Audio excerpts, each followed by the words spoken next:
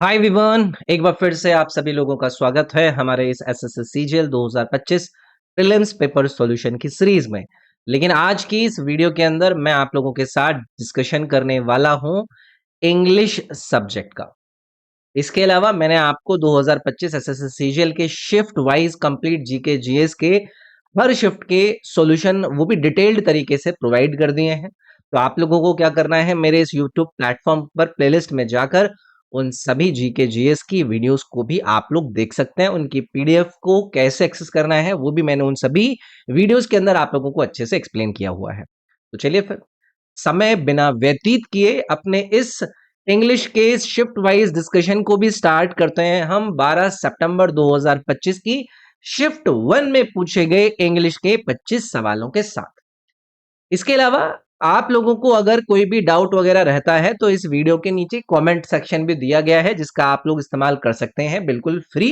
तो वहां पर आप लोग अपने डाउट्स डाल दीजिएगा। आपको कुछ सजेशन देना है, किसी सवाल से संबंधित आपको डाउट रहता है, आप वो पोस्ट कर सकते हैं। तो चलिए भी पहला सवाल हमारे सामने हमारी स्क्रीन पर आएगा, जिससे आप लोगों को एक एक करके खुद भी अटेम्प्ट करना है।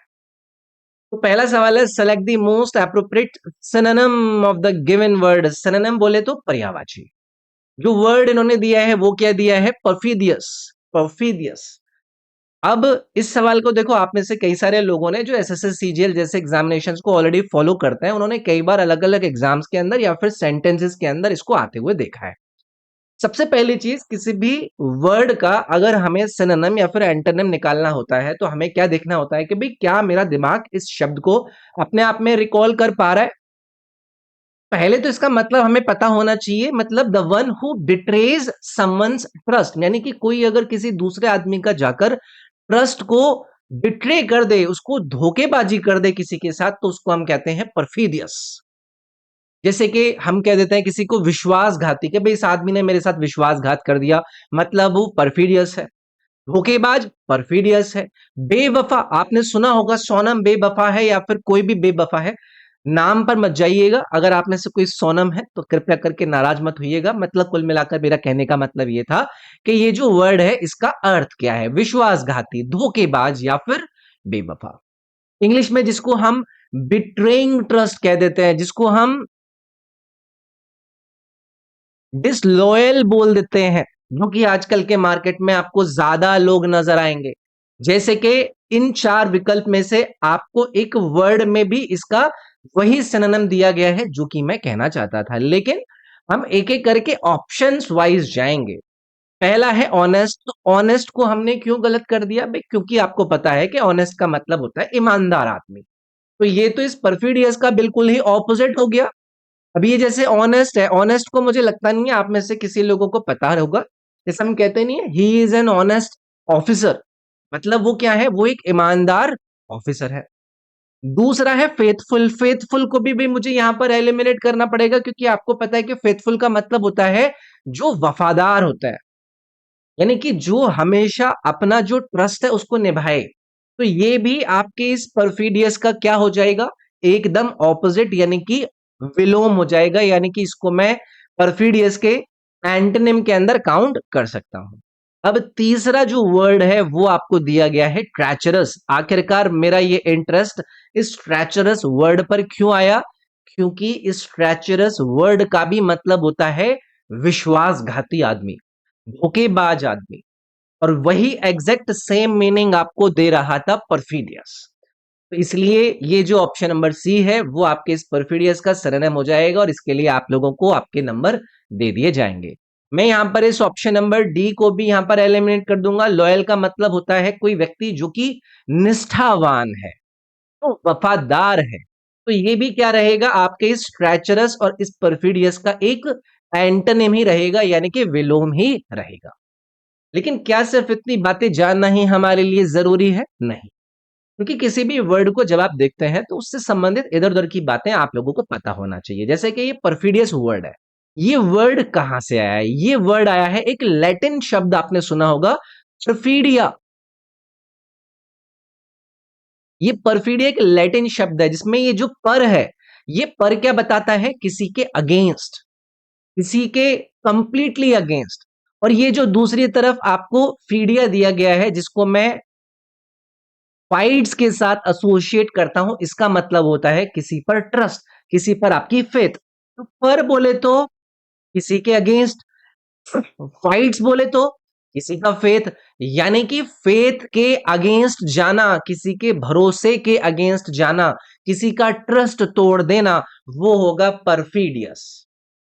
समझ गए? तो पर फीड की जगह आप फेथ याद रख लीजिएगा, पर फेथ, जो कि आपको इमेजिन करवाएगा क्या, कि मान लो कि एक ऐसा व्यक्ति है जो तुम्हारा बेस्ट फ्रेंड था, उसने एग्जाम में तुम्हारे नोट्स लेकर वो किसी और को दे दिए। तो ये तो उसने आप लोगों के साथ क्या किया, उसने आप लोगों की फेथ को तोड़ दिया ना। तो फेथ तोड़ने वाला आप लोगों को क्या कहलाएगा, परफिडियस कहलाएगा। तो ये इमेज आप लोगों को अपने दिमाग में बैठा लेनी है। अब आज के बाद आप इस शब्द को भूलोगे नहीं। भाई देखो, इस वर्ड के सिनोनिम में हम किसको यूज कर लेंगे, ट्रेचरस, ये भी आपका विश्वासघाती और धोखेबाज के रूप में नजर आएगा, या फिर एक बिट्रेइंग, ये बिट्रेइंग वर्ड आपने सुना होगा। फेथलेस एक वर्ड आपने सुना होगा। डिसलॉयल हो गया, डिसीटफुल हो गया, अनफेथफुल हो गया। ये जो शब्द मैंने आपके सामने यूज किए, ये सारे के सारे ट्रैचरस और परफिडियस के आप लोग एक तरीके से सेम फैमिली के मान लोगे, जो कि सिमिलर आपको अर्थ बताने की कोशिश कर रहे हैं। अगर मैं इसके एंटोनिम की कैटेगरी में जाऊं, तो ऑनेस्ट, फेथफुल, लॉयल, ये तीनों के तीनों दिए गए जो बाकी के तीन ऑप्शन थे ना, वो आपके परफिडियस के एंटोनिम ही थे, इसके विलोम ही थे। फेथफुल, ऑनेस्ट और आपका ये, या फिर जो ट्रस्ट वर्दी है, ट्रस्ट वर्दी, वो भी इसका एंटोनिम हो जाएगा। डिपेंडेबल, वो भी मतलब क्या होता है, आप किसी के ऊपर डिपेंडेबल है, तो वो भी क्या हो जाएगा, परफिडियस का एंटोनिम हो जाएगा। तो याद रखेंगे। जैसे कि आप लोगों को सेंटेंस के जरिए अगर मैं एग्जाम्पल के जरिए समझाऊं, ध्यान से सुनिएगा, लिखने में टाइम व्यतीत नहीं करेंगे। मैं कहता हूं the perfidious minister secretly betrayed his own king, यानी कि जो विश्वासघाती मिनिस्टर था, उसने सीक्रेटली अपने खुद के ही राजा को जाकर बिट्रे कर दिया, उसको धोखा दे दिया। उस विश्वासघाती मंत्री ने अपने ही राजा को धोखा दे दिया, तो वो जो मंत्री था उसको मैंने क्या कहा, परफिडियस, यानी कि विश्वासघाती। तो ये क्लियर है ना? आज के बाद, आज के बाद अगर आपको आपके एग्जाम में गलती से ये शब्द नजर आ जाए, तो इसको छोड़ेंगे नहीं। चलिए आगे बढ़ेंगे भाई। Choose the correct meaning of EDM. EDM आपके सामने जो यहां पर दिया गया है वो है हॉब्सन्स चॉइस। बहुत ही कॉमनली पूछे जाने वाले ईडियम्स में से एक है।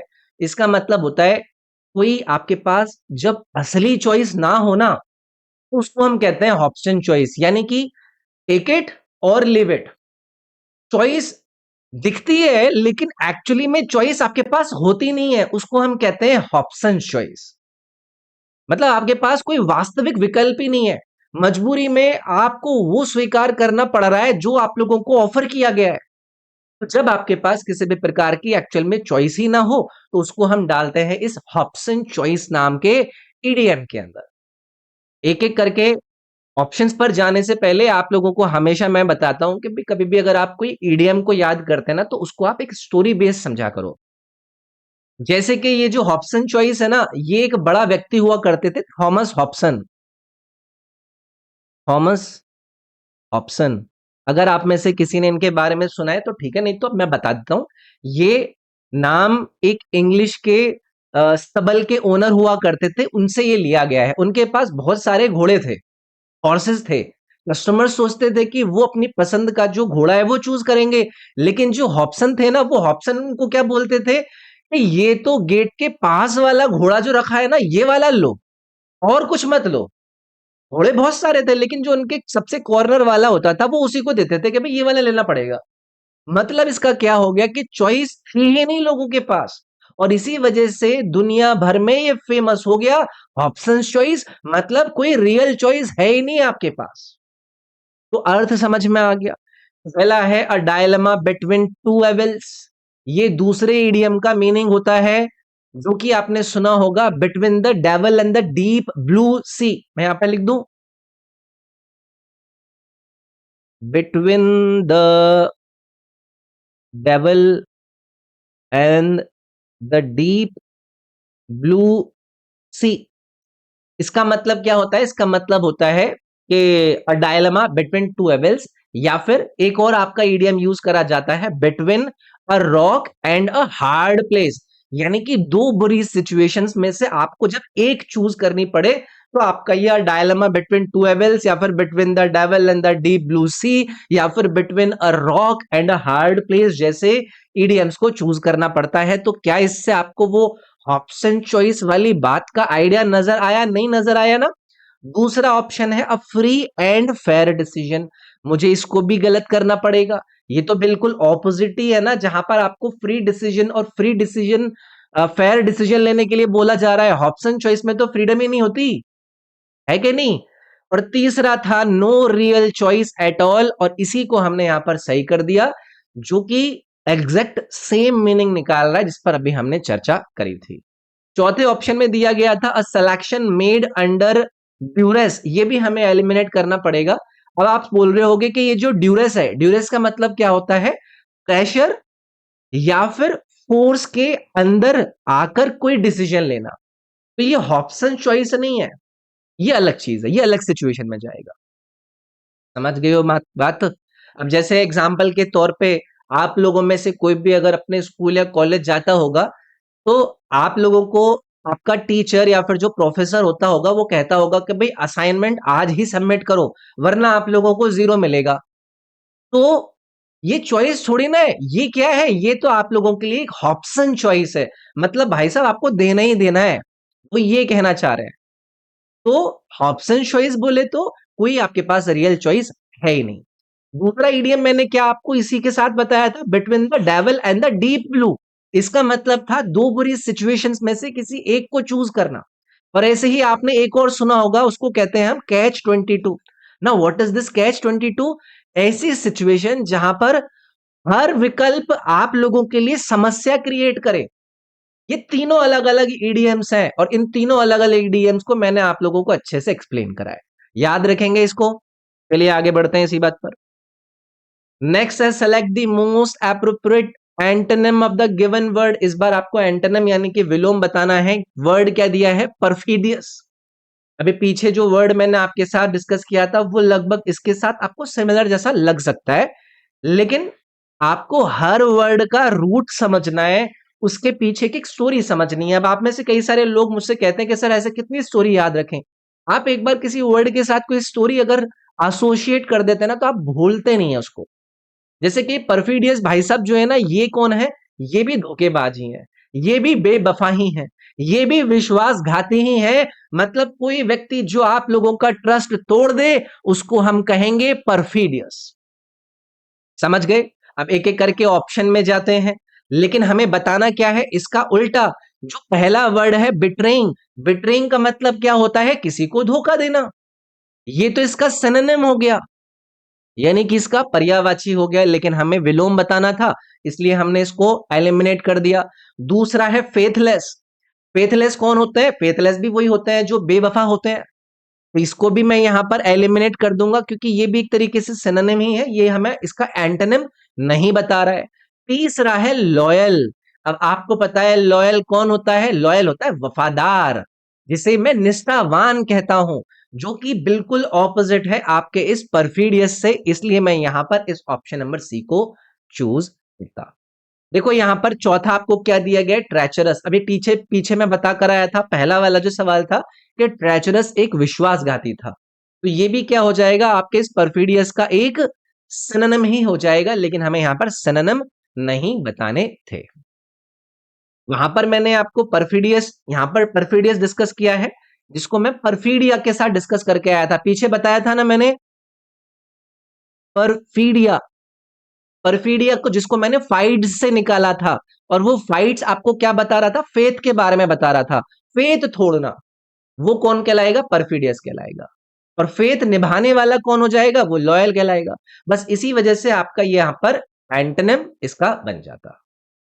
ठीक है, तो परफिडियस के अगर सिनोनिम बोले जाएंगे, ट्रेचरस इसका सिनोनिम हो जाएगा, फेथलेस इसका सिनोनिम हो जाएगा, बिट्रेइंग इसका सिनोनिम हो जाएगा, डिसलॉयल हो, डिसीटफुल हो, ये सारे के सारे इसके सिनोनिम हो जाएंगे। अगर इसके एंटोनिम ढूंढने हैं तो वो आपका लॉयल हो जाएगा, फेथफुल हो जाएगा, ऑनेस्ट हो जाएगा, ट्रस्टवर्दी हो जाएगा या फिर डिपेंडेबल हो जाएगा। ये सारे के सारे क्या हो जाएंगे, इसके सिनोनिम हो जाएंगे, एंटोनिम हो जाएंगे। ठीक है, एग्जाम्पल तो नहीं देना ना, जैसे कि मान लो कि आपका कोई वफादार दोस्त है, वो आपको कभी भी धोखा नहीं देता, तो आप क्या कहेंगे, अ loyal friend never betrays your trust. इस तरीके से आप इस लॉयल के साथ का कोई भी स्टेटमेंट एसोसिएट करता है, और वहीं पर अगर वो आपका ट्रस्ट बिट्रे करे तो वो परफिडियस हो जाएगा। चलिए जी आगे बढ़ते हैं। Identify the misspelled word. अब देखो ये स्पेलिंग बेस्ड सवाल है, यहाँ पर आपको 4 ऑप्शन दिए गए हैं, और जैसे ही मेरी निगाहें इन चारों विकल्प की तरफ जा रही है, मुझे जो दूसरा वाला ऑप्शन है ना, उसको देखकर ये लग रहा है कि मैं इसको प्रोनाउंसिएट कैसे करूं। और आधे लोग इसी वर्ड को देखकर इस पर ये सोचेंगे कि काफी बड़ा सा वर्ड है, कहीं पर ई आई कुछ भी इधर उधर कर दिया होगा, और इसमें हो सकता है कि मिस स्पेल्ट हमें बन जाए ये वाला आपका ऑप्शन। अब इस क्वेश्चन के अंदर हमें इनकरेक्ट जो स्पेलिंग है उसको आइडेंटिफाई करना है। ऑब्वियसली 3 की सही है, एक की आपका स्पेलिंग गलत है, वो कौन सी है वो हमें पहले एक एक करके स्टेप वाइज जाकर देखना है। तो पहली स्पेलिंग का मतलब क्या है, वो स्पेलिंग आपसे कहती क्या है, तब हम ये वाला डिसीजन ले पाएंगे। पहला देखिए, पहला है विसरीन, VICEREINE। अब ये वाली स्पेलिंग भी आपको एग्जाम में बार बार पूछने के लिए मिलती है, तो इसको याद रखिएगा, एकदम करेक्ट स्पेलिंग है, जिसका मतलब होता है, जैसे वायसरॉय आप नहीं पढ़ते हैं हिस्ट्री के अंदर, तो जो वायसरॉय की बीबी होती है या फिर अगर कोई फीमेल वाइसरॉय है, उसको हम वाइसरीन कहते हैं। और ये जो स्पेलिंग है ना, VICEREINE, ये आपका करेक्टली स्पेल्ड करके यहां पर डाला हुआ है। दूसरा जो वर्ड आपको दिया गया है वो है फ्लोसिनोसिनिफिकेशन।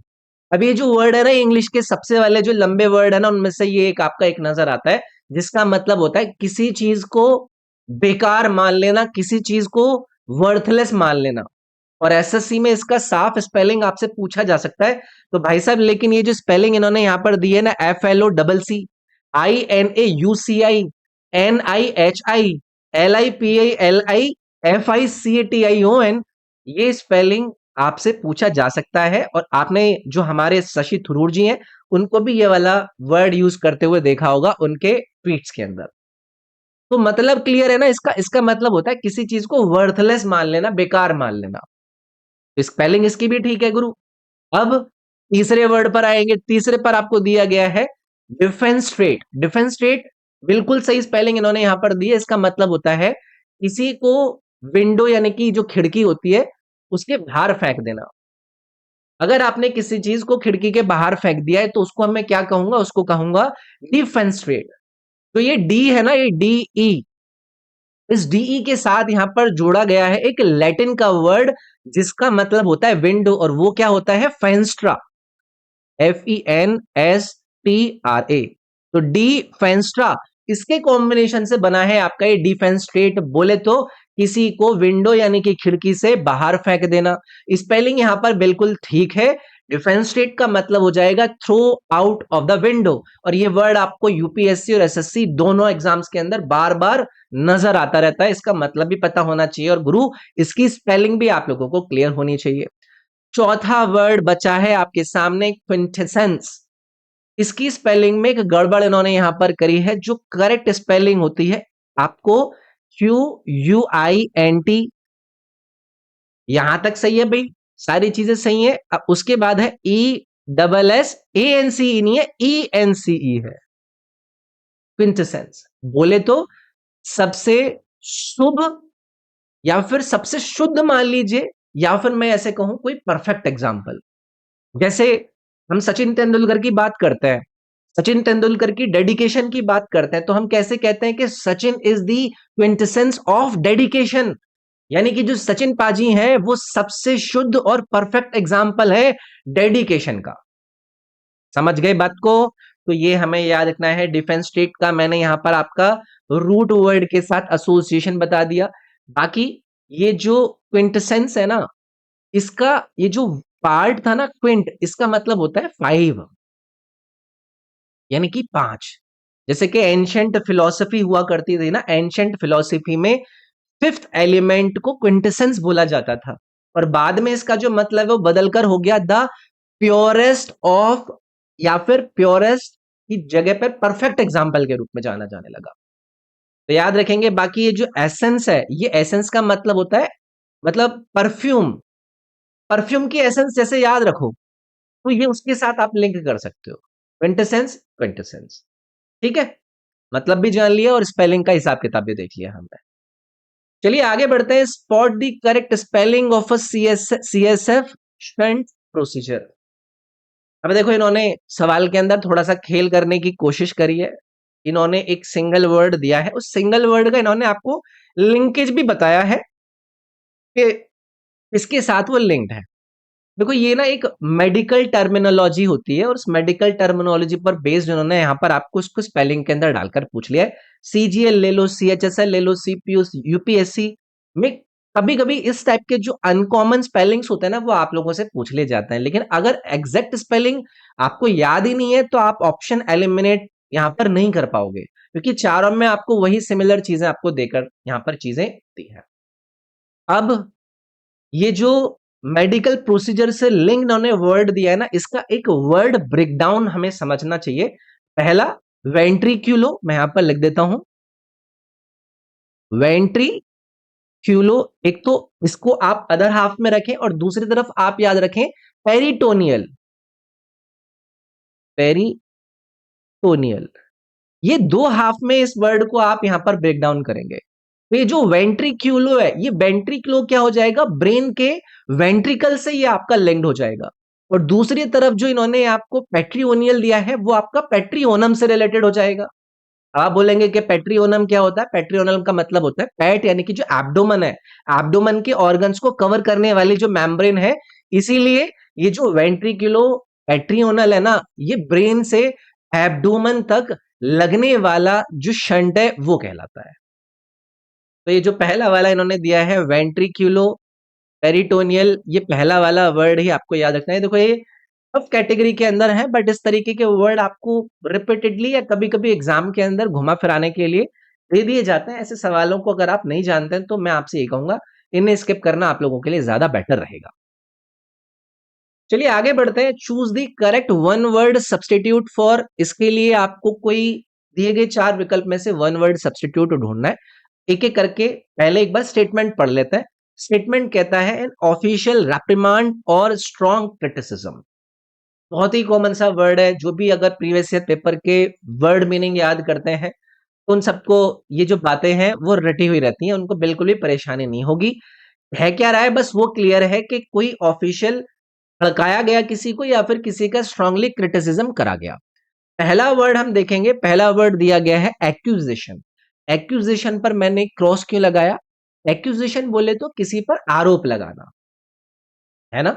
लेकिन हर एक्यूजेशन आपका एक ऑफिशियल रेप्रिमेंड या फिर स्ट्रॉन्ग क्रिटिसिज्म थोड़ी ना हो सकता है, तो मैं उसके साथ इसको लिंक नहीं कर सकता इसको डायरेक्टली। दूसरा है डिनंसिएशन, मैंने इस पर भी क्रॉस लगाया। डिनंसिएशन बोले तो वो होती है किसी चीज की पब्लिक कंडेमिनेशन, किसी चीज को पब्लिकली कंडेम करना, यानी कि किसी चीज को ओपनली क्रिटिसाइज करना। ये ऑफिशियल रेप्रिमेंड जरूरी नहीं है कि ये हो ही हो, मतलब इसके अंदर भी हड़काना है, लेकिन वो हड़काना क्या है, किसी पब्लिकली या फिर किसी बात को पब्लिकली जाकर कंडेम करना, वो डिनंसिएशन कहलाता है। तीसरा वर्ड जो इन्होंने आप लोगों को दिया है वो दिया है सेंश्योर। इसको मैं यहां पर करेक्ट कैटेगरी में डालूंगा। अगर सेंश्योर्ड वर्ड आपके सामने कभी भी आता है, सीधा सीधा मतलब होता है कि आपको ऑफिशियली क्रिटिसिज्म वाली बात नजर आ रही है, कोई स्ट्रॉन्ग ऑफिशियल डिसअप्रूवल दिखाया गया है, जैसे कि फटकार लगाई जाती है, किसी चीज की निंदा करी जाती है। ये आमतौर पर जो अथॉरिटी है या फिर जो संस्थाएं हैं उनकी तरफ से आता है सेंश्योर। तो एग्जैक्टली ऑफिशियल रेप्रिमेंड की वजह से अगर मैंने सेंश्योर को यहां पर लिंक कर लिया, तो ये वन वर्ड सब्सटीट्यूशन हो जाएगा एन ऑफिशियल रेप्रिमांड और स्ट्रॉन्ग क्रिटिसिज्म का। चौथा वर्ड है इंडिक्टमेंट। इंडिक्टमेंट एक फेवरेट वर्ड है। इंडिक्टमेंट का वर्ड मतलब होता है, जैसे हम कोर्ट में गए और कोर्ट के अंदर जाकर, किसी भी न्यायालय के अंदर जाकर किसी के ऊपर कोई फॉर्मल क्रिमिनल चार्ज लगा दिया गया कोर्ट के द्वारा, तो ये एक लीगल टर्म के अंदर आ जाएगा, ये कोई क्रिटिसिज्म के अंदर नहीं आएगा। समझ गए? तो सेंश्योर को याद रखने का तरीका क्या है? सुनने में आपको इसके अंदर क्या लगता है कि सर ने सेंश्योर कर दिया, सर ने सेंश्योर कर दिया यानी कि सर ने हमें एक ऑफिशियल वार्निंग दे दी है, तो हमें अभी आज के बाद याद रखना है। ठीक है। अच्छा, एक वर्ड आप लोग सुनते हैं जैसे हम सेंसर कहते हैं, इस सेंसर के साथ इसको लिंक मत कर लेना। सेंसर बोले तो अगर कोई कंटेंट है, उस कंटेंट को आप लोग या तो एडिट कर रहे हो या फिर आप उसको बैन कर रहे हो। जैसे कि मूवी का सेंसर बोर्ड होता है, तो वो क्या करते हैं, ये दोनों वर्ड आपको सेम से लगते हैं लेकिन दोनों का मतलब अलग अलग है, और एसएससी इन दोनों के अंदर आप लोगों को कंफ्यूज करके कभी कभी चीजें पूछ लेती है। जैसे कि एग्जाम्पल के तौर पे आपने सुना होगा कोई कमेटी होती है, तो आपने न्यूज़पेपर में देखा नहीं है, the committee issued a censure, issued a censure against this this this and that officer. तो कमेटी ने क्या किया, किसी ऑफिशियल को ऑफिशियल रूप में रेप्रीमेंड किया, उनके ऊपर डांट लगाई है, उनको फटकार लगाया है। तो सेंश्योर क्लियर है, ये सेंसर वाला जो वर्ड है ये क्लियर है। कंडेम भी मतलब वही होता है, किसी को स्ट्रांगली क्रिटिसाइज करना। ऐसे ही एक वर्ड ये इंडिक्ट के साथ जो जुड़ा हुआ है, इंडिक्टमेंट के साथ जुड़ा हुआ है, इंडिक्ट मतलब किसी के ऊपर क्रिमिनली चार्ज लगाना, ये एक लीगल टर्म से हम इसको लिंक कर लेंगे। तो ये बातें क्लियर हमें रखनी है। नेक्स्ट है सेलेक्ट द करेक्ट ऑप्शन। यहां पर आपको एक स्टेटमेंट दिया गया है, पहले उस स्टेटमेंट को हमें समझने की जरूरत है। स्टेटमेंट कहता है the startup scaled so rapidly that its infrastructure could dash keep pace. आधे लोग सेंटेंस का मतलब ही नहीं समझना चाहता है, तो वो जो मतलब समझना है ना, वो हमारे लिए अनिवार्य होता है ताकि समझने के साथ उसके साथ सबसे फिट वाला जो वर्ड है हम उसकी तरफ जा पाए। अब इसका मतलब क्या है, स्टार्टअप इतनी तेजी से ग्रो हुआ कि उसका जो इंफ्रास्ट्रक्चर है वो मुश्किल से उसके साथ चल पाया। यही है ना, यही तो कहना चाह रहा है।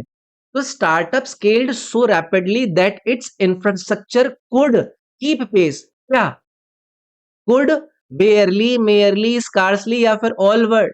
हमें यहां पर चाहिए कि वो उसके पास उसके साथ अपनी पेस मेंटेन नहीं कर पाया, मतलब कोई चीज जो कि ऑलमोस्ट नॉट वाली फीलिंग आप लोगों को दे दे, तो वो वाली फीलिंग आपको कौन सा देगा, वो वाली फीलिंग देगा हार्डली। भाई वो इंफ्रास्ट्रक्चर हार्डली उसके साथ अपनी जो पेस है उसको मेंटेन कर पाया। तो पहला वर्ड यहां पर आपको बेयरली दिया गया है, क्या ये सही जाएगा? बेयरली मतलब मुश्किल से, जिसको मैं हार्डली के साथ लिंक कर सकता हूं, और इसीलिए मुझे ये ऑप्शन नंबर ए यहां पर फिट कर देगा इस ऑप्शन को स्टेटमेंट में। The startup scaled so rapidly that its infrastructure could barely keep pace. समझ गए? मतलब स्टेटमेंट का आपको यहां पर पूरा क्लियर हुआ ना कि भाई स्टार्टअप जो था वो इतनी तेज अपने आप को स्केल कर रहा था, वो ग्रो कर रहा था कि उसका जो इंफ्रास्ट्रक्चर था वो मुश्किल से उसके साथ चल पा रहा था। बेयरली वाला जो ऑप्शन था वो इसके साथ सही से फिट यहाँ पर हो गया। अब ये मेयरली, मेयरली को हमने यहाँ पर क्यों एनिमुलेट कर दिया? मेयरली बोले तो सिर्फ, इसको सिर्फ के साथ मैं लिंक कर सकता हूँ, और सेंटेंस का मीनिंग ही इसके साथ बदल जाएगा अगर इसको हम ऐड करेंगे। स्कार्सली को भी मुझे यहाँ पर एलिमिनेट करना पड़ेगा। स्कार्सली का मतलब भी वैसे हार्डली होता है, लेकिन इस वाली जो सेंटेंस की स्ट्रक्चर है ना, इसमें ये जो बेयरली कीप पेस है वो एक स्टैंडर्ड, मतलब एक कोलोकेशन है। कॉम्पिटेटिव एग्जाम में जो ये वर्ड है ना, कुड बेयरली कीप पेस, ये सबसे नेचुरल मतलब एक तरीके से एक्सेप्टेड एक्सप्रेशन माना जाता है। ऑल बट तो देखो आएगा ही नहीं। ऑल बट का मतलब क्या होता है? ऑलमोस्ट या फिर नियरली, ऑलमोस्ट या फिर नियरली कैटेगरी के अंदर मैं इसको रखूंगा। यहां पर ग्रामेटिकल और कॉन्टेक्सचुअल फिट नहीं बैठ रहा है आपके दिए गए स्टेटमेंट के साथ। तो ये क्लियर है, ये वर्ड क्लियर होने चाहिए कि भाई बेयरली का मतलब क्या है, कोई चीज जो मुश्किल से है। हार्डली, हार्डली का मतलब होता है जो चीज लगभग नहीं है। स्कार्सली का मतलब क्या होता है, जो चीज मुश्किल से है, बट यहां पर वो एक कोलोकियली उतना सेटिंग नहीं बैठ रही थी उसकी। मेयरली का मतलब क्या हो जाता है सर, मैंने बताया। और नियरली, नियरली का भी मतलब आपको पता है कि जिसे हम लगभग कह देते हैं। तो ये वर्ड हर साल ग्रामर और वोकैबुलरी में आपको देखने के लिए मिल जाता है एग्जाम्स के अंदर। ठीक, नेक्स्ट है सेलेक्ट द करेक्ट ऑप्शन। यहां पर फिर से आपको एक स्टेटमेंट दिया गया है, तो सबसे पहले हमें यहां पर क्या करना है, सेंटेंस को समझना है। सेंटेंस का मतलब देखते हैं। Rare though the phenomena is, it can occur dash prolonged drought conditions. Rare though the phenomena is, it can occur dash prolonged drought conditions. बोले तो ये जो घटना है, ये जो फिनोमिना है, ये रेयर है, लेकिन प्रोलॉन्ग्ड ड्रॉट यानी कि लंबे सूखे की जो कंडीशन है उसमें ये हो सकती है।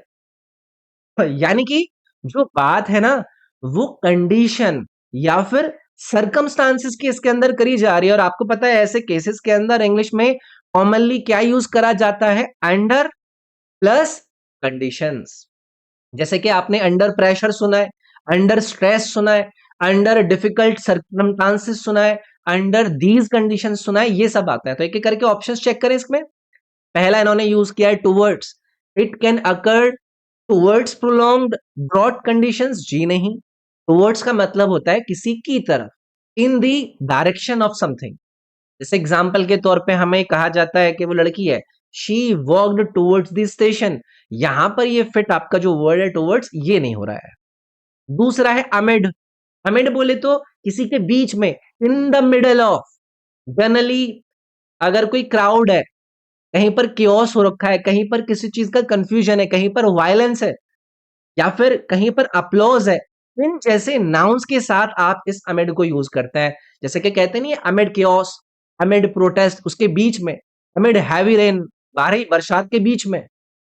अमिड को अगर मैं यहां पर ड्रॉट कंडीशंस के साथ लेकर जाऊंगा तो ग्रामेटिकल है, लेकिन साइंटिफिक जो एक्सप्रेशन है उसमें अंडर ड्रॉट कंडीशन, ये जो आपको यहां पर ऑप्शन नंबर डी में नजर आ रहा है, वो ज्यादा आपको एक नेचुरल और स्टैंडर्ड एक कोलोकेशन फिट करता हुआ नजर आएगा।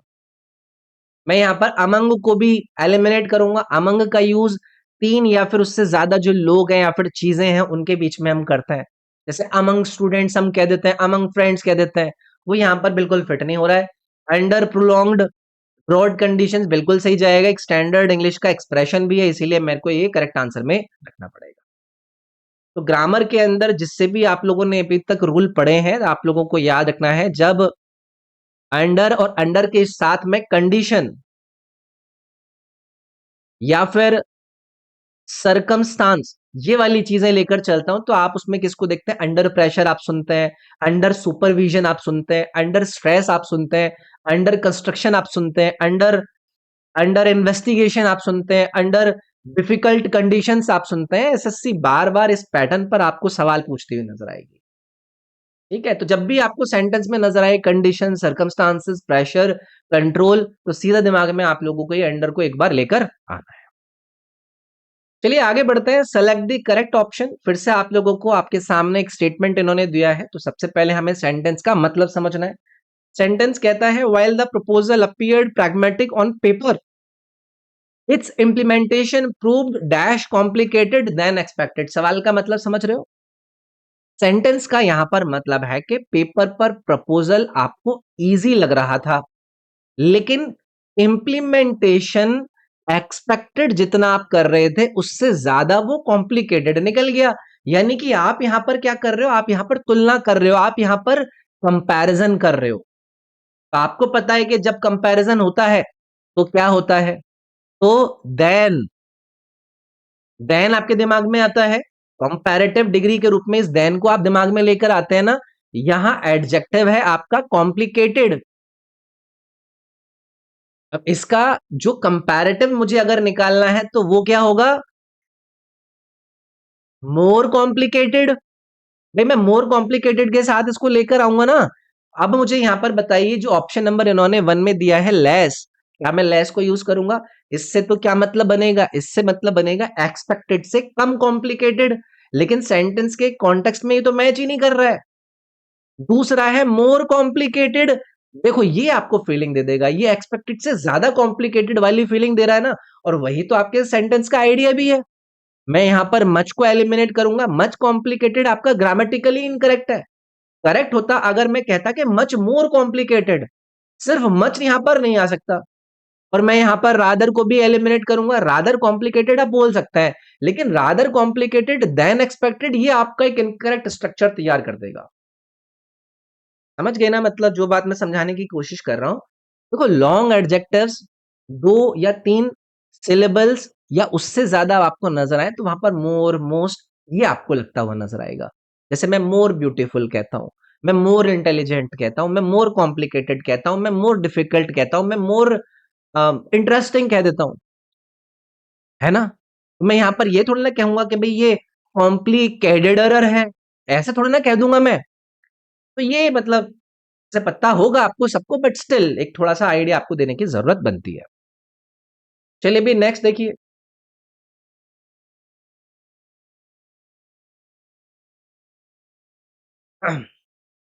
नेक्स्ट है find the part of the sentence that contains an error. आपके सामने ये एरर डिटेक्शन बेस्ड उन्होंने सवाल दे दिया है। तो हमें क्या करना है? सबसे पहले सेंटेंस को पढ़ना है।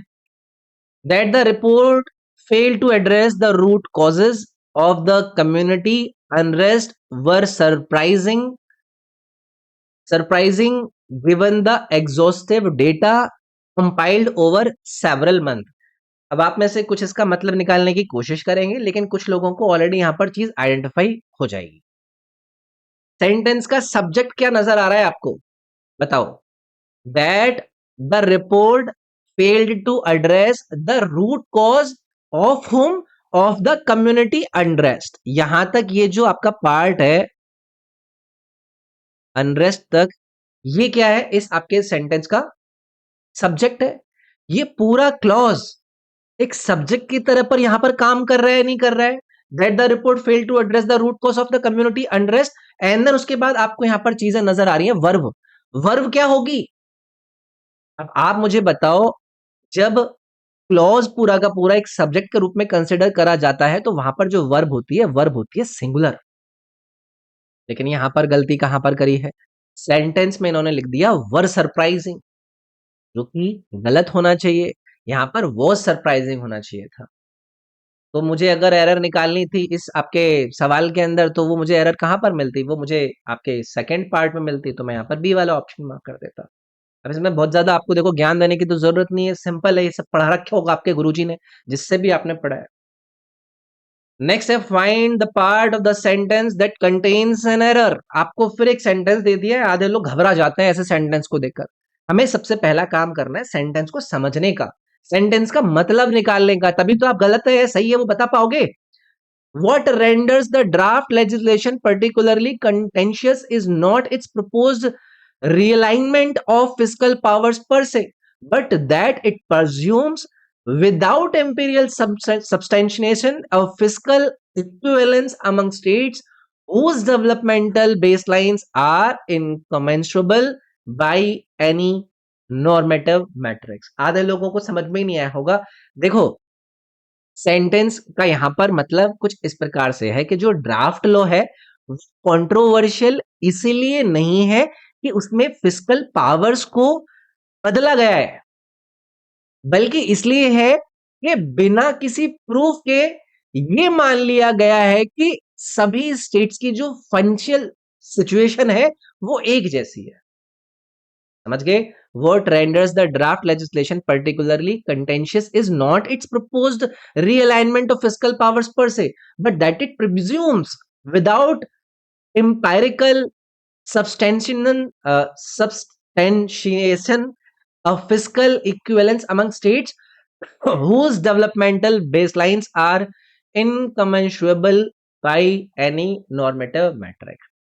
अब आप बोलोगे कि वो तो ठीक है, गलती का है।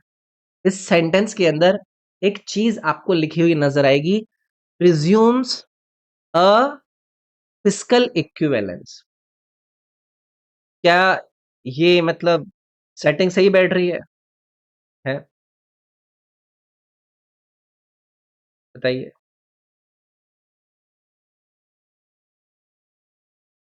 Fiscal equivalence presumes, it presumes a fiscal equivalence. अब यहां पर जरा ध्यान दीजिए, यहां जो वर्ब है वो ये प्रिज्यूम अ फिस्कल इक्विवेलेंस, मतलब प्रिज्यूम को ऑब्जेक्ट बना दिया गया है इसके अंदर, है कि नहीं? लेकिन एक्चुअल जो मीनिंग हम निकाल रहे थे वो क्या निकाल रहे थे कि it presumes that there is a fiscal equivalence, यानी कि दैट क्लॉज की यहां पर जरूरत थी, है कि नहीं? ये दैट की यहां पर दैट क्लॉज की जरूरत नहीं होगी। करेक्ट एक्सप्रेशन क्या होगा? प्रिज्यूम्स दैट ना presumes that there is a physical equivalence. तो इस वजह से यहां पर जो एरर आपकी आनी चाहिए वो सेकंड पार्ट के अंदर आनी चाहिए थी, क्योंकि ऑब्जेक्टिव ही क्लियर नहीं कर रहा है वो, है ना। प्रिज्यूम के बाद यहां पर आपको दैट क्लॉज का एक्सपेक्टेशंस जरूर रहता, तो वो इसको ग्रामेटिकली यहां पर गड़बड़ कर रहा है। जैसे कहते नहीं, assume that, believe that, presume that, think that, know that.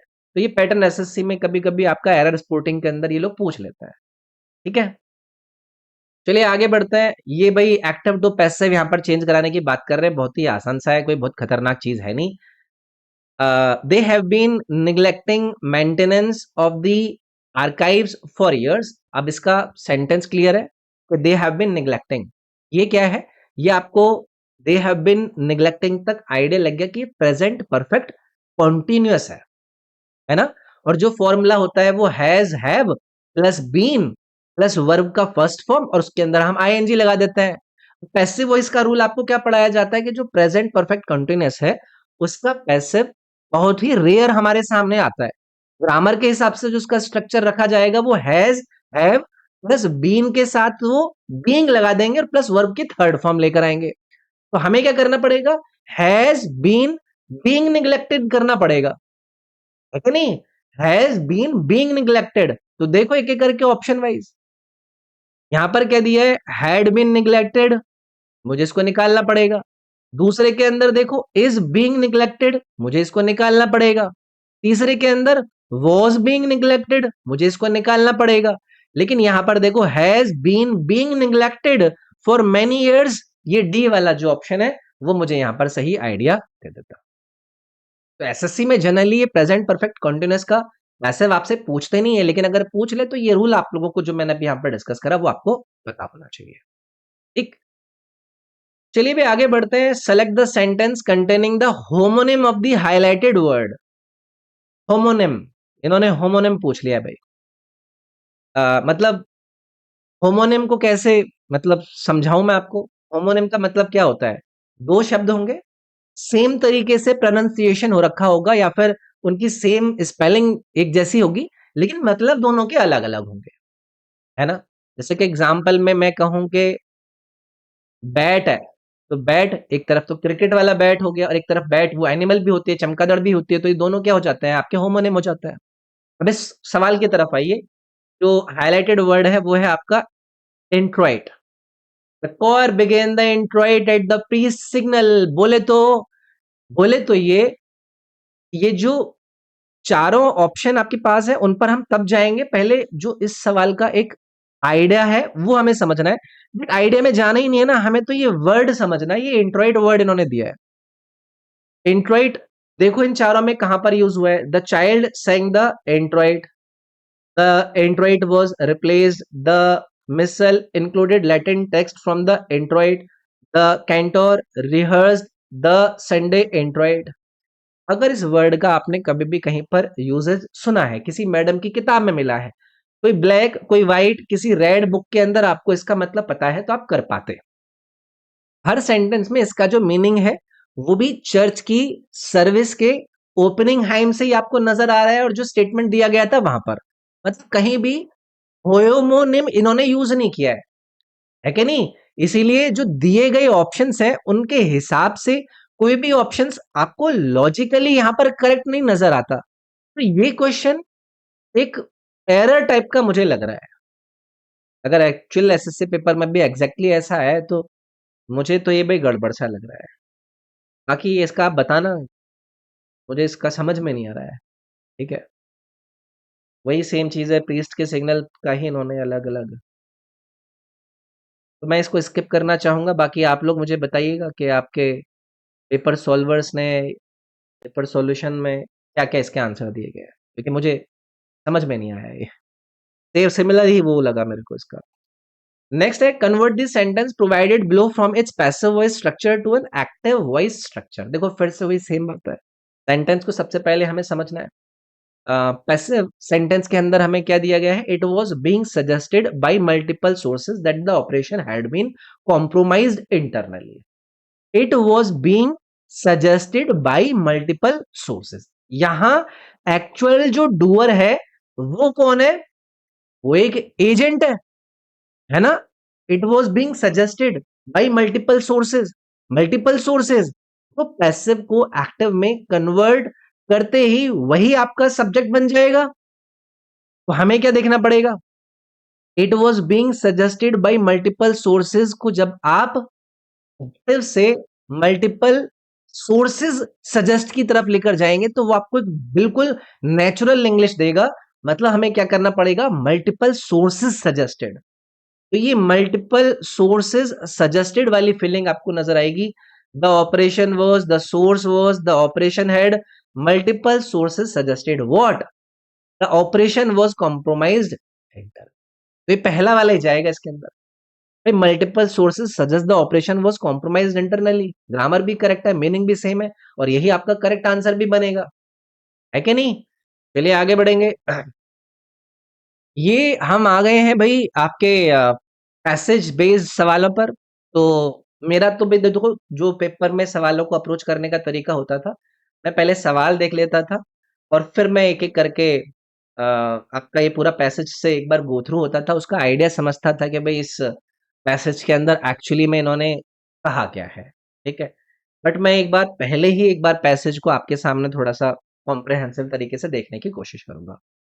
While education and wisdom are often conflated in colloquial discourse, discerning mind perceives a fundamental divergence between the two. Education is a formal knowledge often measured through degrees, academic accolades, and proficiency structure disciplines. It is delivered through systematic curricula, institutionalized assessment, theoretical framework. However, wisdom transcends the rigidity. It is the original application of knowledge, real context, enriched by experience, institutional, emotional, and individual may be extensively educated yet remain wisdom left for disposal and apply there ethically and effectively. Conversely, many wise individuals their decision exhibit presence scarcely cultivated through lived realities. Thus, education equips mind, vision, which is soul, the graded education institutions often prioritize good critical thinking and moral reasoning. Consequently, societies produces individual proficiency problem solving, making that requires empathy, patience, foresight, wisdom being within. Cross-tracked, it is earned through torture, figure, and human nature for them, while education temporarily bounded, ending with formal schooling, it could master systematic conservative, ultimately, highly graduate, especially when it is inconvenient. अब देखो इसके ऊपर मैंने क्या करा ना, एक एक ओवरव्यू ले लिया है, कोशिश करिए कि एक आइडिया सा मैं इस आपके पैसेज से निकाल पाऊं, है ना? इससे क्या होता है ना, ये मैंने आइडिया निकाल लिया है कि मतलब हुआ क्या है, कहां पर किस चीज को किस तरीके से ले रहे हैं। ऑप्शंस को अगर मैं देखकर जाता ना तो मैं और रिलेट करता, तो मैं इसलिए हमेशा क्या करता हूं, आपसे भी कहूंगा कि जो आपको पैसेज से रिलेटेड ऑप्शंस दिए गए, सवाल दिए गए, उनको एक बार देख लो, उनके ऑप्शंस देख लो, एंड देन आप इसके एक पैराग्राफ को पढ़ लो। ठीक है, लेकिन मैंने पहले एक बार आप यहाँ पर आपके सामने एक आइडिया को निकालने के लिए इस पैराग्राफ को पढ़ लिया है, तो चलो एक बार देखते हैं कि सवाल ये आपसे पूछ क्या रहा है। According to the passage, how is wisdom primarily acquired? According to the passage, how is wisdom primarily acquired? देखो विजडम को लेकर यहां पर दुनिया भर की बात इन्होंने करी। एसएससी के रीडिंग कॉम्प्रिहेंशन में पहले ऑप्शन वैसे हमें देखना नहीं चाहिए, मेरा ये लेकिन हमेशा रहता है कि ऑप्शन आप देखोगे तो आपके लिए ज्यादा बेटर रहेगा, लेकिन फिर भी बहुत से लोग कहते हैं कि आप ऑप्शन में देख लिए। सबसे पहले जो पैसेज में है ना, वो हमें कीवर्ड देखने पड़ते हैं। अब यहाँ पर जो कीवर्ड था, वो कीवर्ड क्या था? कीवर्ड यहाँ पर primarily, wisdom primarily acquired, wisdom acquired है। अब यहाँ पर जब आप देखोगे तो आपको वही देखना है। पैसेज में आपको एक लाइन नजर आएगी, कौन सी? विजडम इज अर्नड, नजर आ रही है आपको आपकी स्क्रीन पर? है, विजडम इज अर्नड कहीं पर पढ़ा था मैंने, किधर था? विजडम इज अर्नड किधर है, दिख रहा है क्या? मेरे को याद आ रहा है,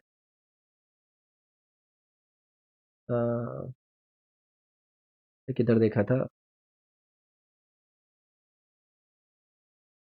किधर गया? आपको दिख रहा होगा शायद, लेकिन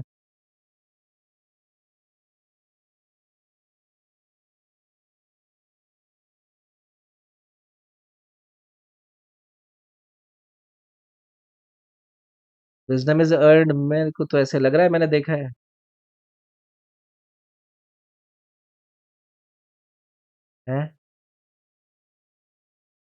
थोड़ा सा टाइम लग रहा है, बट देखो समझाने के लिए एक अलग माइंडसेट चाहिए होता है ना। तो इसलिए यहाँ पर थोड़ा-सा मेरे को समय लग रहा है।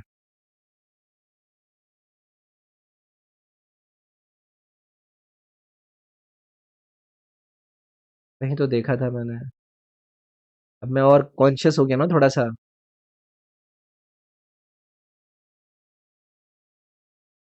मुझे दिख ही नहीं रहा, अब मेरे को और नहीं दिखेगा। किधर है यार? दोबारा से भी नहीं देखने का मन कर रहा ना।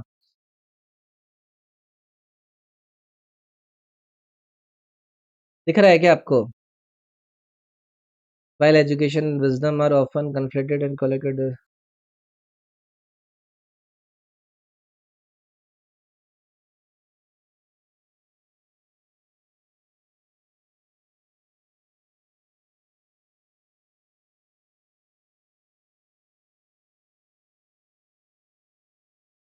Hmm, wisdom enriches the soul.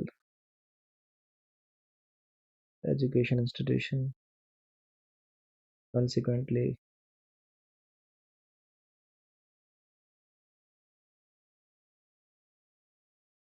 it is earned. देखो, ये ना cannot be downloaded or fast tricked. It is earned through trial, failure, reflection.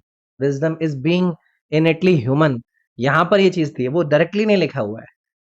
Through trial, failure, ये रिफ्लेक्शन, ये वाली एक सिचुएशन उन्होंने दी है ना, एक nuanced understanding of human nature.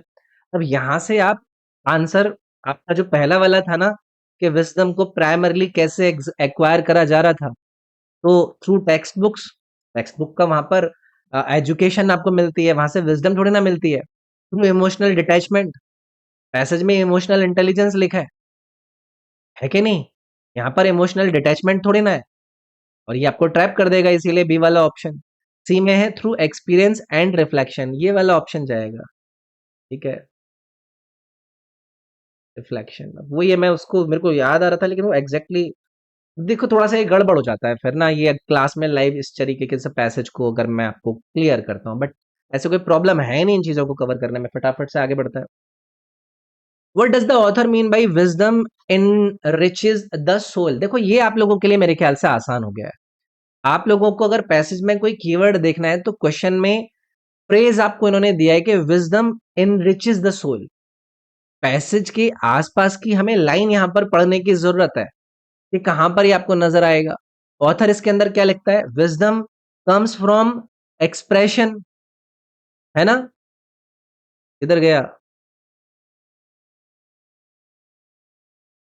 Expression? किधर गया एक्सपीरियंस? इमोशनल इंटेलिजेंस, एक्सपीरियंस, इन सब चीजों की बात कर रहा है ना ये। इमोशनल इंटेलिजेंस की इसके अंदर बात कर रहा है ना? आपकी जो एथिकल एथिकल चीजें हैं, यानी कि एथिकल जो कंसिस्टेंसी है उसकी बात कर रहा है। इसके अंदर ये ह्यूमैनिटी की बात कर रहा है। मतलब विजडम सिर्फ नॉलेज नहीं है, वो एक आपका कैरेक्टर डेवलप करती है ना? यही तो मतलब निकल रहा है। अब देखो इसके अंदर इन्होंने ऑप्शन क्या दिए, एकेडमिक सक्सेस को क्या वो आपका एनहांस करेगी? एजुकेशन का रिजल्ट हो सकता है, विजडम का थोड़ी ना हो सकता है। दूसरा है इट फोस्टर डीपल मोरल इंसाइट, ये वाला मैं आपका यहाँ पर सही नहीं करूंगा। एग्जैक्टली पैसेज का तो सेंट्रल आइडिया यही दे रहा है, मोरल इंसाइट वाला। विजडम इंसान को एथिकली और मोरली आपका स्ट्रांग बना रही है, तो मुझे यहाँ पर बी ऑप्शन सेट करना पड़ेगा। ओके, नेक्स्ट है भाई, नेक्स्ट देखते हैं नेक्स्ट में क्या पूछ रहा है। Who according to the author can be wise despise lacking formal education? चार आपके सामने ऑप्शन दिए गए हैं।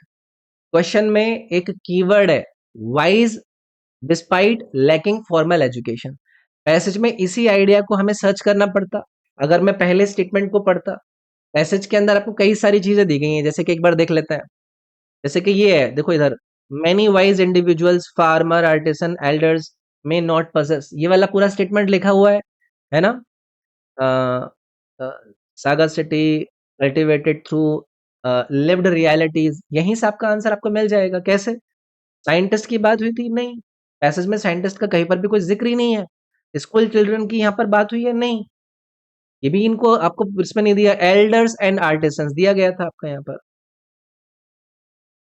तो ये हमें सेट कर देता है यहाँ पर मामला। ठीक है, तो वही ये थोड़ा सा गड़बड़ हो जाता है। हम पहले रट के तो नहीं आया हूँ, आपके सामने ही थोड़ा सा देख कर चीजें कर रहा हूँ। What is this central contrast drawn in passage? अब देखो, जो बात यहाँ पर ये कर रहा है ना, वो अभी जो हमने पूरा का पूरा स्टेटमेंट और पूरा पैसेज पढ़ा है ना, उसके अंदर है। तो भाई सेंट्रल आइडिया हमें आइडेंटिफाई करना है, तो सेंट्रल आइडिया आइडेंटिफाई करने के लिए मेन थीम भी आपसे वो पूछते हैं, मेन कॉन्ट्रास्ट भी पूछते हैं। तो पहला जो यहाँ पर ये पैसेज है, इसकी तरफ एक बार आओ।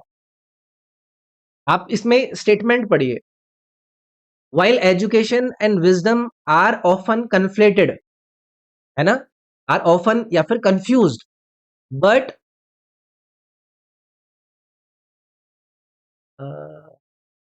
कंफ्यूज्ड, कंफ्यूज था वहां पर, आपको कंफ्यूज दिखाया गया, बट वो फंडामेंटली तो देखो अलग अलग ही थे ना, फंडामेंटली अलग अलग भी करने की इन्होंने बात करी थी। एक तो ये छोटा इतना है, आई थिंक आप लोगों को शायद दिख रहा हो। तो यही तो मतलब इस पूरे पैसेज का एक तरीके से इन्होंने फ्रेम जनरेट करा है ना। तो एक बार ऑप्शंस पर आइए, एजुकेशन वर्सेस कैरियर पर। यहाँ पर बात ही नहीं हुई है कैरियर की, मैं जाना भी जरूरी नहीं है मैं को ऐसा कीवर्ड, बट आइडिया एक बार बताना पड़ेगा आपको। इंटेलिजेंस वर्सेस मेमोरी, ये भी कोई इस पैसेज का टॉपिक नहीं था। रीडिंग वर्सेस राइटिंग भी इसका कोई टॉपिक नहीं है, बिल्कुल रेलिवेंट है। ये formal learning versus apply wisdom जो था, ये वाला था, ये देखते ही आपको आइडिया लग रहा होगा। लेकिन ऐसा थोड़ा बताने के लिए एक पैसेज को दिखाना पड़ता है ना, वो थोड़ा सा एक आइडिया रहता है। चलिए लास्ट देख लेते हैं। According to the author, why has the gap between education and wisdom widened in recent time? भाई ऑथर के अनुसार एजुकेशन एंड विजडम के बीच में जो गैप है वो रिसेंट टाइप्स में कैसे वाइडन हुआ था? गैप वाइडन को लेकर भी मैंने बात करी थी, वहां पर लिखा था ना कि भाई एरा एक ऐसा एरा जो कि इंफॉर्मेशन के साथ वो डोमिनेटेड है, वो एल्गोरिदम की थिंकिंग को भी ओवरलोड कर रहा था। किधर था ये? किधर था ये? कहीं तो था यार ये, कहीं पे लिखा था ना, एन एरा करके एरा वाली बात थी। तो ऐसे देखना नहीं है, वैसे भी तो मैं आपको बता रहा हूँ। अगला सेशन से मैं एक बार आइडिया डिस्कस करके फिर सीधा डिस्कस करा करेंगे। फिर मुझे नजर नहीं आ रहा। चलो एक बार आगे बढ़ता है। मतलब इसके अंदर इन्होंने क्या बात करी है कि एजुकेशनल इंस्टीट्यूशंस की भी बात हो रही थी, जो प्रायोरिटाइज कर रहे थे मेमोराइजेशन के रोल को लेकर। कहाँ पर था ये मेमोराइजेशन के रोल को लेकर प्रायोरिटाइज करने की बात कर रहे थे? तो यहाँ पर इस आपको एक आइडिया नहीं मिल पाएगा। एक बार मतलब ऑप्शन वाइज देखिए, due to over use of social media, passage में सोशल मीडिया कहीं पर मेंशन ही नहीं है। Because wisdom is no longer valued, author ने ऐसा डायरेक्टली कहीं पर मेंशन ही नहीं करा आप लोगों को। Because the rote learning and algorithmic method, देखो ये वाली बात डिस्कस हुई थी और यही हमारा यहाँ पर सही हो जाता। तो जाना ही नहीं है, मैं तो कहता हूँ अगली बार से हम इसको पैसेज को बस एक बार आइडिया ले लेंगे, फिर उसी से आंसर निकल आएंगे हमारे। ठीक है। Choose the most suitable option to replace the highlighted part of the sentence. यहाँ पर आपको सेंटेंस दिया गया है, ये आपका हाईलाइटेड पार्ट है। अब अगर आप इससे चार ऑप्शन में किसी से इसको रिप्लेस कर पाते हैं तो कर लेंगे। He has the reputation to be a kind women, पता चल रहा है कि रिप्लेस तो होगा। अब आपको पता है कि इंग्लिश में जो रेप्यूटेशन है ना, रेप्यूटेशन के बाद जनरली जो स्ट्रक्चर यूज होता है ना, वो कैसे होता है? He has the reputation of, and then फिर हमारा वर्ब प्लस आईएनजी वाला आपको देगा, या फिर हैव अ रेप्यूटेशन फॉर, या तो नाउन आएगा या फिर वर्ब के साथ आपका आईएनजी नजर आएगा, है ना। तो she has a reputation to be, ये यहां पर बात नहीं जम रही है, ये गलत है। तो एक एक करके ऑप्शन वाइज जाते हैं। रेप्यूटेशन टू हैव काइंडनेस, जी नहीं, स्ट्रक्चर ये आपका गलत है।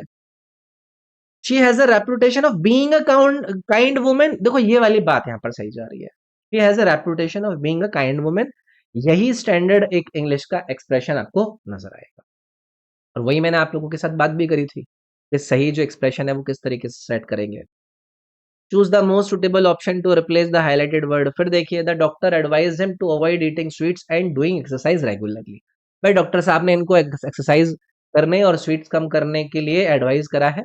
अब आप मुझे बताओ, स्वीट्स मत खाओ और रेगुलर एक्सरसाइज करो, यही तो इन्होंने बात करी है।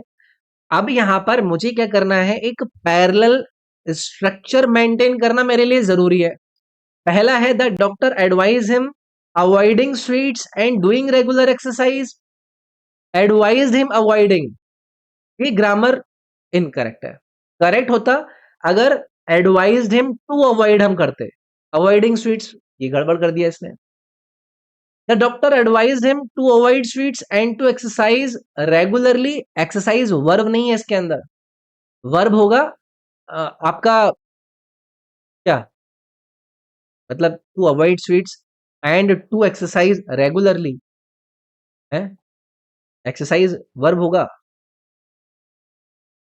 तो इन्होंने ये रेगुलरली करके क्यों कराया, ये गड़बड़ है। तीसरे में देखिए, the doctor advised him to avoid eating sweets and to exercise regularly, ये वाला सही चला जाएगा, ग्रामर परफेक्ट है, पैरेलल स्ट्रक्चर भी इसके अंदर परफेक्ट बन रहा है।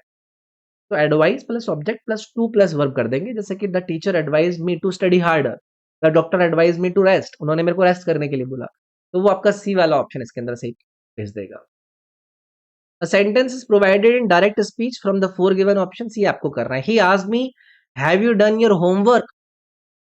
अब आपको रूल आइडेंटिफाई करना है, वैसे इसमें कठिनाई बिल्कुल होती नहीं है, आपको पता है कि भाई किसको किस तरीके से यहाँ पर अरेंज करना है, तो एक एक करके देखते हैं। Have you done your homework, तो क्या यहाँ पर इफ आएगा, इफ आएगा, इफ के बाद सब्जेक्ट आएगा एंड देन हैव डन है तो मेरे को हैड डन करना पड़ेगा। He asked me if I had done my homework, ये बिल्कुल सही लग रहा है मेरे को, पहले ही सही लग रहा है यहाँ पर। बी में इन्होंने देखो क्या कर रखा है, हैव आई डन, इफ नहीं यूज करा है, whether whether, I have done, I, ये दोनों गलत है नीचे वाले, ठीक है, तो ये पहला वाले इसके अंदर चला जाएगा सही, ठीक है। ये उल्टा पूछ लिया है इन्होंने, इनडायरेक्ट स्पीच में प्रोवाइड किया है, इसको आपको डायरेक्ट स्पीच के अंदर करना है। He said that he would join the meeting after lunch, तो जब रिपोर्टिंग वर्ड जो सैड हो और रिपोर्टिंग जो स्पीच है वो आपका प्रेजेंट फ्यूचर में कही गई हो, तो डायरेक्ट स्पीच के अंदर वुड का ओरिजिनल फॉर्म जनरली क्या हो जाता है, विल, यही होता है ना, तो यहां पर क्या होगा, आई विल, ए वाला ऑप्शन चला जाएगा सीधे सीधे, कुछ एक्स्ट्रा देखना ही नहीं है इसके अंदर हमें, ऐसे ही तो करेंगे इसको। चलिए रीअरेंज करने पे यहाँ पर आपको चार स्टेटमेंट इन्होंने दिए हैं, तो एक एक सबसे पहले हम चारों देख लेते हैं। Media strategy was framed based on outreach results, demographic metrics were tracked from campaign dashboards, user interactions were collected across platforms, analyst segmented users by age and behaviour. तो सबसे पहले क्या होगा, जो यूजर के इंटरेक्शंस हैं उनको हम कलेक्ट करेंगे, उसके बिना तो एनालिसिस आपका पॉसिबल ही नहीं होगा ना, तो user interactions were collected across platforms हम सबसे पहले लेकर आ जाएं भाई, है कि नहीं। दूसरा, आपका डेटा कलेक्ट हो गया, अब उसका क्या करेंगे, हम एनालिसिस करेंगे। तो demographic metrics were tracked from campaign dashboards, तो डेमोग्राफिक मैट्रिक्स को हमने ट्रैक कर लिया ना, यानी कि कलेक्टेड जो डेटा है उसको मॉनिटर किया गया, तो आपका सेकंड वाला पार्ट आएगा। फिर क्या होगा, आप उस एनालिसिस को करने के बाद यूजर्स को एज और बिहेवियर के बेसिस पर डिवाइड करेंगे, analyst segmented users by age and behaviour, यानी कि चौथा आएगा। इसके बाद सब एनालिसिस कंप्लीट होने के बाद मीडिया की स्ट्रैटेजी बनाई जाएगी, यानी कि media strategy was framed based on the outreach results, यानी कि 1 आएगा, तो 3241, ये आपका पहला वाला ऑप्शन यहां पर सटीक बैठ जाता, एकदम सही है ना। मीनिंग मतलब ऐसे निकालना है आपको, को भी एक बार चारों को एक बार पढ़ेंगे। It is a process that involves the systematic and objective investigation of a subject to discover new facts और to confirm existing ones. Research is a foundational pillar of academic and scientific progress. This can be either theoretical, aiming to expand the knowledge, or applied, seeking to solve a practical problem. The findings of this investigation are then documented and peer reviewed to ensure validity and credibility. अब देखो opening sentence की identity हमें यहाँ पर करनी है, तो आप लोग मुझे बताओ कि जो सेकंड वाला यहाँ पर सेंटेंस है that research is a foundational pillar, ये टॉपिक इंट्रोड्यूस कर रहा है, इसीलिए ओपनिंग में आपका इस सेकंड से रखूंगा। मेरे को तो ऑप्शन तो मिल गया है, लेकिन अब इसके बाद डेफिनेशन, आप इसके बाद देखते हैं जो ये साइंटिफिक प्रोग्रेस है उसकी definition, it is a process that involves the systematic and objective investigation. तो इसके बाद आपका ये पहला वाला जाएगा, बस पहले वाले के बाद आप तीसरी तरफ आओगे कि जो आपका प्रोनाउन इसके अंदर ये यूज कर रहे हैं, क्या ये दिस, ये दिस क्या कर रहा है, दिस किसको रेफर कर रहा है, रिसर्च के प्रोसेस को जिस पर अभी बात हुई थी, ये आ जाएगा और 4 आएगा, 2 1 3 4, ये पहला वाला आपका ऑप्शन बन जाएगा इसमें, है ना? तो भाई ये था हमारा डिस्कशन 12th ऑफ सितंबर की शिफ्ट नंबर 1 के ये इंग्लिश के सवालों का डिस्कशन हमने किया। पैसेज के अंदर थोड़ा सा समय हमें लग गया, बट पैसेज को मैं अगली बार से अलग तरीके से, मतलब पैसेज को एक बार रीड करके ही आपका कर दिया करूंगा। ऐसा मेरा तरीका रहता था, ऑप्शन वाइज जाओ, क्योंकि ऑप्शन मतलब सवालों को एक बार देख लो तो उसका आइडिया लग जाता है, फिर उसके बाद आप लोगों के लिए आइडेंटिफाई करना सही रह जाता है। लेकिन मेरी स्क्रीन पर वो थोड़ा सा गड़बड़ करता है, ठीक है, बट आगे से एक बार थोड़ा सा अलग तरीके से अप्रोच करेंगे। तो आई होप आपको ये पसंद आया होगा। बाकी आप लोगों को क्या करना है, इस सेशन को लाइक करना है और कमेंट जरूर करिएगा। अगर आपको कोई दिक्कत परेशानी या फिर कोई डाउट हो तो मेरे को कर सकते हैं। बाकी अगर किसी को मुझसे पर्सनली कनेक्ट करना है तो रॉबिन SIRG ये मेरे इंस्टा का यूजर नेम है, यहाँ पर आप मेरे साथ पर्सनली कनेक्ट कर सकते हैं। मिलते हैं नेक्स्ट वीडियो में, इसमें इतना रखते हैं, अपना ख्याल रखिएगा। इस क्लास की जो PDF है वो मेरे इस एप्लीकेशन पर आप लोगों को मिल जाएगी, यहाँ से आप उसको एक्सेस कर लीजिए। मिलते हैं नेक्स्ट सेशन में, अपना ख्याल रखिएगा। Thank you, take care, bye bye, जय हिंद।